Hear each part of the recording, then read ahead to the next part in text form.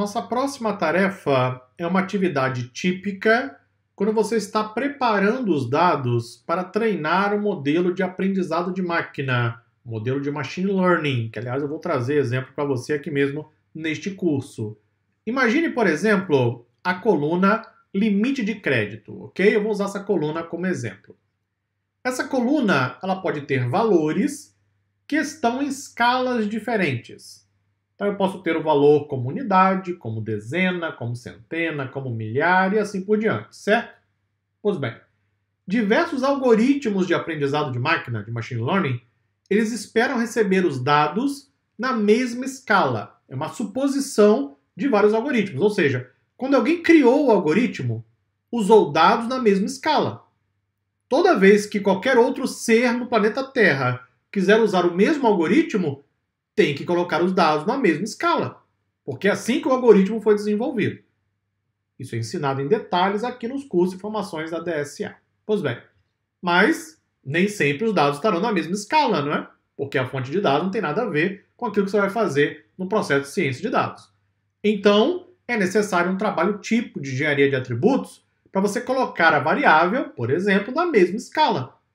É basicamente aplicar uma transformação matemática. Tem várias técnicas e estratégias para isso. Se quiser aprender, eu ensino aqui em vários cursos da DSA. Então, vamos aplicar uma transformação em limite de crédito, supondo que os dados não estejam na mesma escala. Eu vou aplicar uma transformação e colocá-los na mesma escala. Eu vou aplicar uma transformação logarítmica. Isso mesmo, eu vou usar o logaritmo que você estudou lá no ensino fundamental. Lembra disso? Se não lembra, então pare agora, dê um pause no vídeo, abra o Google e pesquise, não é? Logaritmo, que é isso? Para relembrar o conceito. Aliás, transformação logarítmica é amplamente usada em ciência de dados. É uma forma de você colocar dados na mesma escala, preparar variáveis, aplicar transformações aos dados. Vamos fazer isso então com a linguagem M. Vem para cá, clique em transformar dados, clique em exibição e editor avançado. Aqui no finalzinho, o que eu tenho que fazer? Você já sabe, não é? Vírgula, claro, traz para cá e vamos colocar o código necessário para a transformação logarítmica. Então, vou colocar aqui o código para você e aí está ele. Eu vou ajustar a escala dos dados com transformação logarítmica. Aqui está o nome da tarefa, logaritmo de base 10 calculado. Vou usar, você não vai acreditar, pacote table, mais uma vez, não é? Vou então usar a função transform columns, vou transformar uma coluna. Vou fazer essa operação depois de coluna condicional adicionada. Qual coluna que eu vou aplicar a transformação? Coluna chamada limite de crédito. Qual transformação que eu vou aplicar? Number, que é um pacote em linguagem M, e vou chamar a função log10, que é o tipo de operação que eu quero executar. O resultado eu vou colocar como type number. Então ele vai gravar o resultado como tipo number. Então ele vai transformar a coluna e o resultado será tipo número, tipo number na própria coluna. E pronto, aplicamos uma transformação logarítmica a esta variável, colocando os dados na mesma escala. Uma operação típica, fazemos o tempo inteiro, aliás, em ciência de dados. Clique em concluído, aguarde alguns instantes, cadê a coluna limite de crédito? Lá está ela. Agora, com a transformação logarítmica devidamente realizada. É um truque matemático, não é, que fazemos frequentemente para colocar dados na mesma escala. Temos várias estratégias para isso. Transformação logarítmica pode ser uma delas. Nem sempre você usa a transformação logarítmica só para transformar a variável, para poder treinar modelos, por exemplo. Às vezes, a variável tem uma escala tão grande, mas tão grande, que não dá para você colocar num gráfico.